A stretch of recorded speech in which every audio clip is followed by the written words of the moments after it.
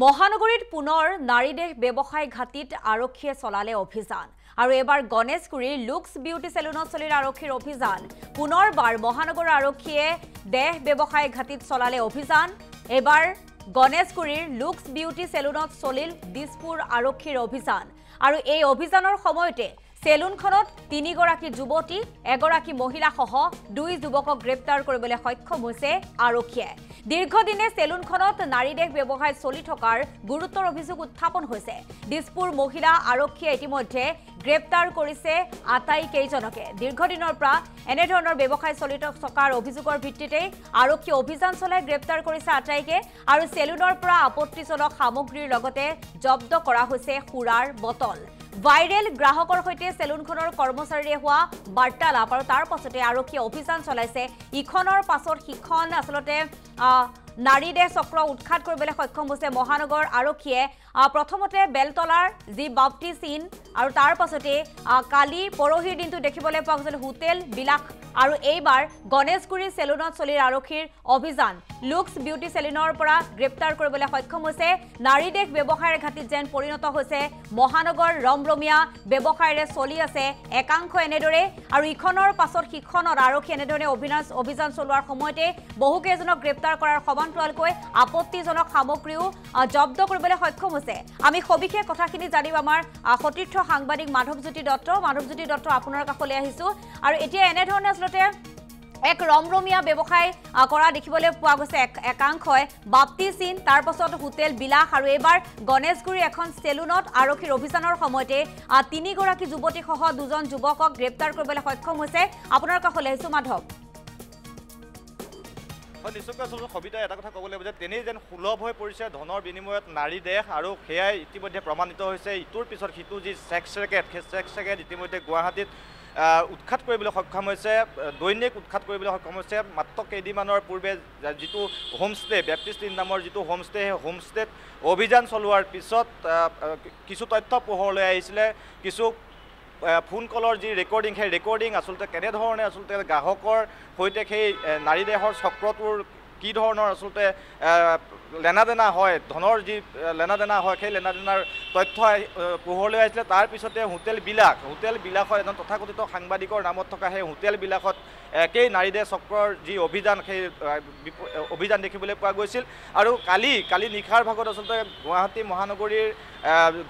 সেই গণেশগুৰিৰ এখন যি লুক্স নামৰ সেলুন যি স্পা সেলুন সেই স্পা সেলুনখনত আচলতে অতৰ্কিতে অভিযান চলাইছিলে দিছপুৰ আৰক্ষীৰ যি অভিযান সেই অভিযানত আমি এই মুহূৰ্তত দেখুৱাইছোঁ লুক্স নামৰ যিখন আচলতে beauty salon unisex hair and beauty salon সেই সেলুনখন আমি দেখুৱাইছোঁ আৰু কালি নিশাৰ ভাগত গণেশগুৰিস্থ এই যিখন স্পা সেলুন সেই সেলুনত কালি দিছপুৰ আৰক্ষীৰ যি অভিযান সেই অভিযানত তিনিগৰাকীকৈ যুৱতী আৰু এগৰাকী মহিলাক আচলতে ইয়াৰ পৰা আচলতে তেওঁলোকে আটক কৰিবলৈ সক্ষম হৈছিল আৰু এই সমগ্ৰ বিষয়টোৰ পৰৱৰ্তী সময়ত দেখা পোৱা গ'ল যে আচলতে গ্ৰাহকৰ সৈতে কেনেধৰণে আচলতে যুৱতী মহিলা তেওঁলোকে যোগান ধৰে তাৰ যি ৰেকৰ্ডিং সেই কল ৰেকৰ্ডিং ইতিমধ্যে ভাইৰেল হৈ পৰা পৰিলক্ষিত হৈছে আৰু এনেধৰণে আচলতে মহানগৰীৰ যিসমূহ হোমষ্টে হওক বা হোটেল বা তাৰ সমান্তৰালকৈ এনেধৰণৰ ইউনিচেক্স হেয়াৰ এণ্ড বিউটি সেলুনসমূহতো দেখিবলৈ পোৱা গৈছে যে আচলতে তেওঁলোকে বাহিৰত এটা বেলেগ দেখুৱাই থাকে আৰু ভিতৰত আচলতে চলি থাকে এনেধৰণৰ নাৰী দেহৰ যি ৰমৰমীয়া বেহা সেই বেহা ইতিমধ্যে চলি থকাৰ প্ৰমাণ পোৱা গৈছে আৰু এয়া অভিযোগ এতিয়াৰ নাছিলে দীৰ্ঘদিনৰ পৰা আচলতে এনেধৰণৰ অভিযোগ আছিলে আৰু বেপ্টিষ্ট ইন নামৰ যিখন হোমষ্টে আছিলে সেই হোমষ্টেটোত অভিযানৰ পিছতে ইটোৰ পিছত সিটো এনেধৰণৰ নাৰী দেহ চক্ৰৰ যি ৰমৰমীয়া বেহা মহানগৰীত চলি আছে সেয়া ইতিমধ্যে পোহৰলৈ আহিছে আৰু বিশেষকৈ এটা কথা যদি ক'ব লাগিব আচলতে যিসমূহ যুৱতী বা মহিলাই আচলতে মহানগৰীত কৰ্মৰত হৈ আছে বা কাম কৰিবলৈ বাহিৰৰ পৰা আহে সেই যুৱতীসকলক আচলতে টাৰ্গেট কৰি লোৱা হয় আৰু অতি সহজ ধনৰ বাবে আচলতে তেওঁলোকে এনেধৰণৰ আচলতে নিজ কামত তেওঁলোকে অন্তৰ্ভুক্ত হয় আৰু তাৰ পৰৱৰ্তী সময়ত দেখা পাইছে এনেধৰণে ইখনৰ পিছত সিখন হোমষ্টে হওক হোটেলে হওক বা তাৰ সমান্তৰালকৈ যিহেতু মই কৈছোঁ যে লুক্স নামৰ এখন গণেশগুৰিৰ মূল যি গণেশগুৰি সেই গণেশগুৰিৰ থকা এইখন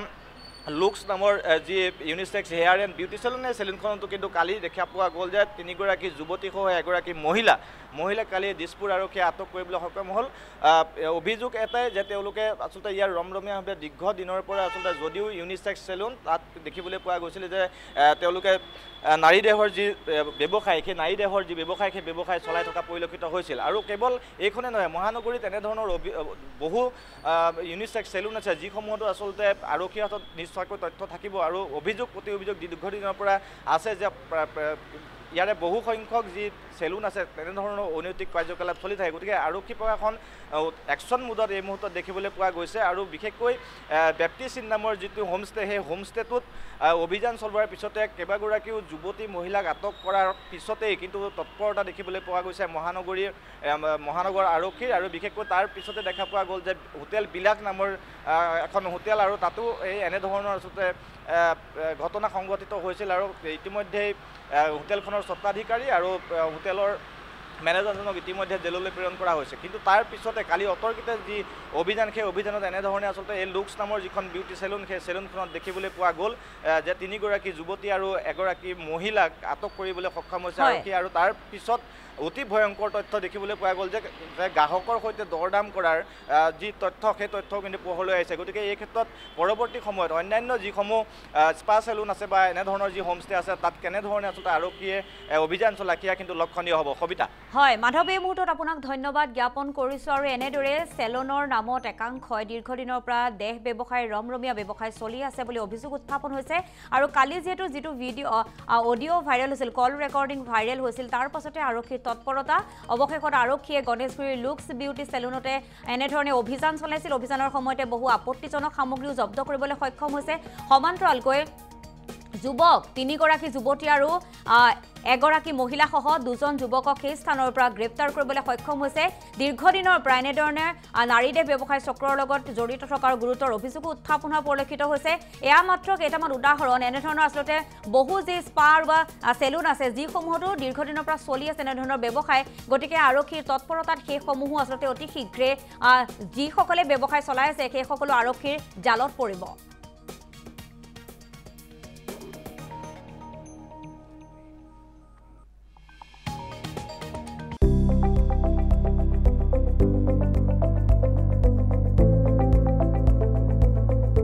NB নিউজ সহজ সৰল ভাষাত নৱভাৰতৰ কথা